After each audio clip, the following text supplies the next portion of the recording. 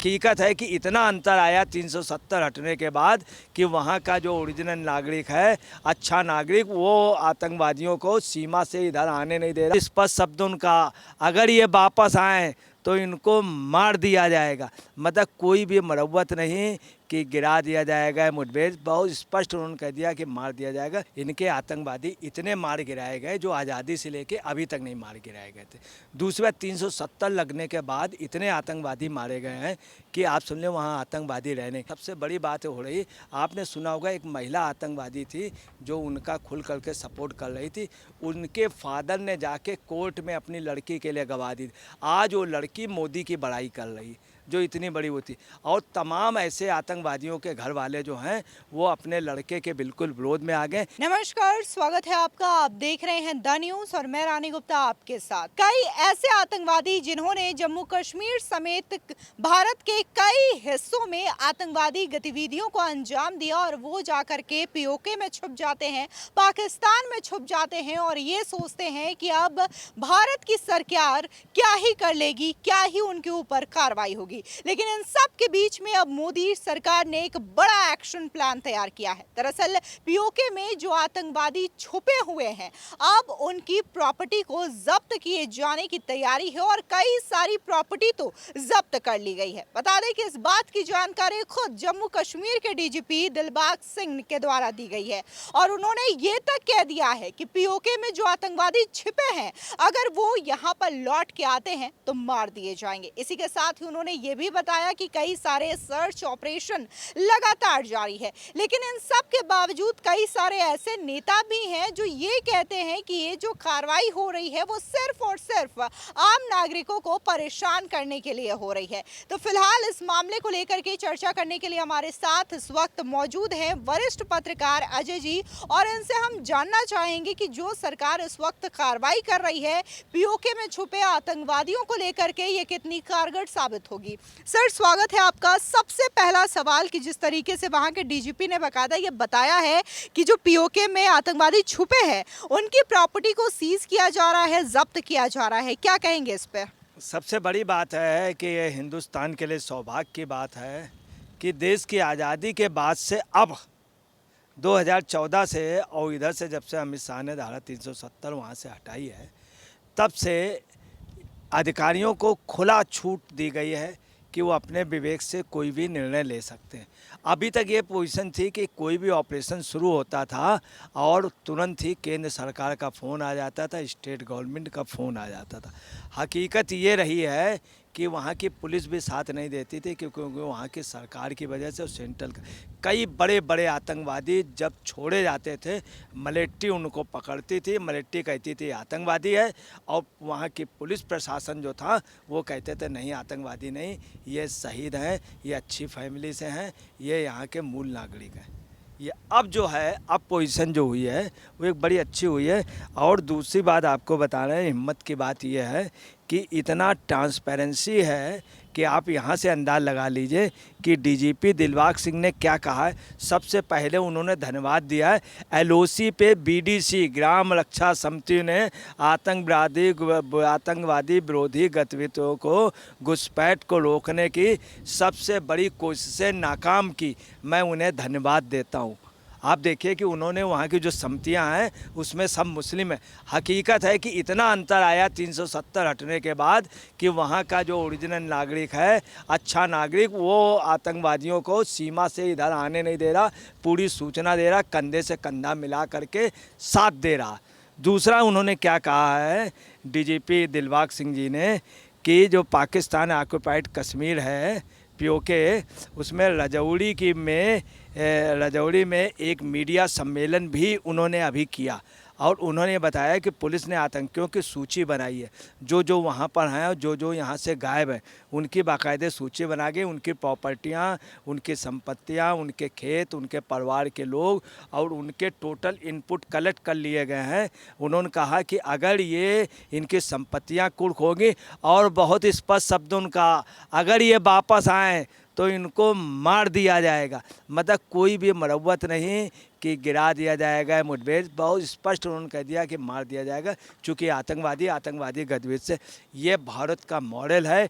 DGP ये model के साथ कह रहा है, ये बहुत बड़ी बात। इसके पहले कोई भी डीजीपी इस तरह से नहीं बोल पाता, सेंट्रल स्टेट का दबाव रहता।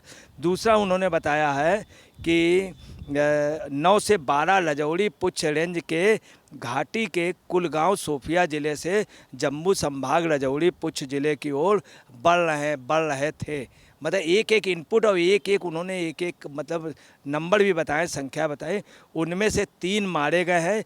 पहाड़ों से एक फिसल करके रियासी में मृत एक व्यक्ति पहाड़ों से फिसल करके आया, वो भी आतंकवादी। आप देखिए कितना ट्रांसपेरेंट। 3 उन्होंने बताया कि अपने मुठभेड़ से मारे, एक वह आया फिसल करके आया और एक रजौड़ी में मुठभेड़ पे मार गिराया। पुलिस ने मतलब बिल्कुल स्पष्ट बोला। तीसरा रियासी में मारा गया और मुठभेड़ अभी जारी है। आप देखिए कि अभी तक ये होता था, हवा में ये सब बोला जाता था, अब बिल्कुल परफेक्ट बोला जा रहा है कितने हमने मारे, कितने उससे गिर करके आए पहाड़ों से। दूसरा उन्होंने बताया सीमा पार से नशीली पदार्थों को खेप भेजी जाती रहेगी। अच्छा है क्या, सीमा पार से नशीली पदार्थ आते हैं ये यहाँ से और पंजाब से। हकीकत ये है कि ये वास्तव में बहुत बड़ी विडंबना है। इसमें उन्होंने भी बड़ा खेद व्यक्त किया। जो सीमा पार से ड्रग्स आ रहा है उसमें आप समझ लीजिए नेताओं का आधिपत्य है, और ये पंजाब में भी इस बात के लिए दुख प्रकट किया जा रहा। यही पोजीशन जम्मू कश्मीर में भी है। चूँकि ड्रग्स का मुकाबला नहीं हो पा रहा, वो इतने दबे पाँव आ रहा, उसमें इतना बड़ा बिजनेस है इन सब लोगों का कि जो जिससे सारी मतलब जनता परेशान है, सरकार परेशान है, और वहाँ के आम पब्लिक भी कह रहे हैं कि हमने सब कंट्रोल कर लिया, अपने लड़के को आतंकवादी बनाने से रोक लिया, मगर ड्रग्स से रुकाइए। वहाँ की पब्लिक भी कह रही ड्रग को कैसे कंट्रोल किया जाए। अच्छा, इन सब के बीच में ये भी देखने को मिल रहा है कि जब से धारा 370 हटाई गई है उससे लगातार जो घुसपैठ है उसमें कमी आई है, बल्कि ना के बराबर घुसपैठ हो रही है। तो ये हम जानना चाहेंगे कि एक रिकॉर्ड भी पेश किया गया है कि साल 2010 से लेकर के साल 2023 तक कितने ज़्यादा आतंकवादी हैं जो कि घुसपैठ की कोशिश कर रहे थे और उन्हें मार गिराया गया है सुरक्षा बलों के द्वारा। देखिए आपको बताना है, जब से 2014 के बाद में इनके आतंकवादी इतने मार गिराए गए जो आज़ादी से लेके अभी तक नहीं मार गिराए गए थे। दूसरा 370 लगने के बाद इतने आतंकवादी मारे गए हैं कि आप समझ लें वहाँ आतंकवादी रहने। अब एक नई चीज़ आ रही है कि कोई माँ या बाप है अपने बेटे को आतंकवादी नहीं बनने दे रहा। दूसरी बात, वो खुद थाने में जाके बता रहा कि हमारा लड़का है, हमारा लड़की उन लोगों के गलत प्रभाव में। और आपको बताना है कि अभी उन्होंने ये बताया कि जो पुनर्वास योजना की गई थी उसमें उम्मीद थी कि काफ़ी लोग आएंगे, अभी तक 300 लोग वापस आए हैं, 4000 लोग बाकी हैं। आतंकवादी पे इन्होंने बताया कि 23,000 आतंकवादी इधर इन सालों पे मारे गए हैं पर 3 दशकों में, जिसमें जो 3 दशकों मारे गए हैं उसमें 2016 से लेकर के अभी तक 2023 तक इस 30,000 से में लगभग 22,000 लोग आतंकवादी मारे जा चुके। उसमें भी आपको बताना है सबसे बड़ी बात हो रही, आपने सुना होगा एक महिला आतंकवादी थी जो उनका खुल करके सपोर्ट कर रही थी, उनके फादर ने जाके कोर्ट में अपनी लड़की के लिए गवाह दी। आज वो लड़की मोदी की बड़ाई कर रही, जो इतनी बड़ी वो थी। और तमाम ऐसे आतंकवादियों के घर वाले जो हैं वो अपने लड़के के बिल्कुल विरोध में आ गए। कई जगह मुठभेड़ जब हुई है तो उनके माँ बाप को प्रशासन पुलिस ले गया, उनसे फ़ोन में बात कराया, माँ बाप ने रिक्वेस्ट की कि बेटा वापस आ जाओ, हाथ ऊपर कर दो। जब नहीं किया है तो उनके माँ बाप ने कहा है पुलिस से कि हर सूरत में भी इनको मार दो। आपको बता रहे बहुत बड़ा आतंकवादी जो कम एज का था उसके साथ भी हुआ माँ बाप ने, और माँ बाप ने दुख नहीं प्रकट किया। अब वहाँ पे खुद लोगों के माँ बाप कह रहे हैं कि ये बाहरी लोग आकर के हम लोगों को गलत ढंग से मिसगाइड करते हैं। जम्मू के सेना के अधिकारी ने, जनसंपर्क अधिकारी लेफ्टिनेंट कर्नल सुनील बलवान ने, उन्होंने कहा कि रात को एक AK-47, 2 मैगज़ीन और कई सामान बरामद हुए हैं, और बहुत ही जल्द काफ़ी मात्रा में इनके आतंकवादियों से हमको बरामद होगा और कुछ लोगों को हम मुठभेड़ में गिरा लेंगे। इसके अलावा उन्होंने एक चीज़ और आ रही है कि वहाँ की पब्लिक ये कह रही है, ये जो बड़े नेता हैं, ये मुफ्ती और ये अब्दुल्ला जी, ये सब पब्लिक को हुस्कार हैं, वहाँ की पब्लिक उनसे कह रही कि आप आमरण अनशन कीजिए, आप धरना प्रदर्शन करिए, आप आमरण अनशन में बैठ जाइए।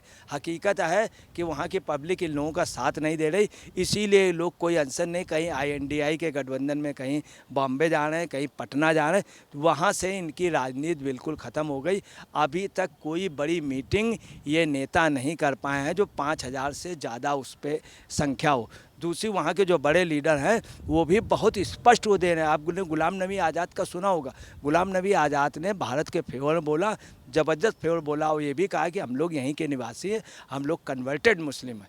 फिलहाल इस पूरे मामले को लेकर के अजय पत्रकार जी ने अपनी राय रखी है और जाहिर तौर पर जो POK में आतंकवादी छिपे हुए हैं अब उनके लिए मुश्किल भरा सबब शुरू हो चुका है, क्योंकि केंद्र सरकार ने उनकी संपत्ति को जब्त करने की पूरी तैयारी कर रखी है और इसकी कवायद भी शुरू हो चुकी है। फिलहाल इस खबर को लेकर के आपकी क्या राय है, हमारे कॉमेंट सेक्शन में ज़रूर बताएं। धन्यवाद।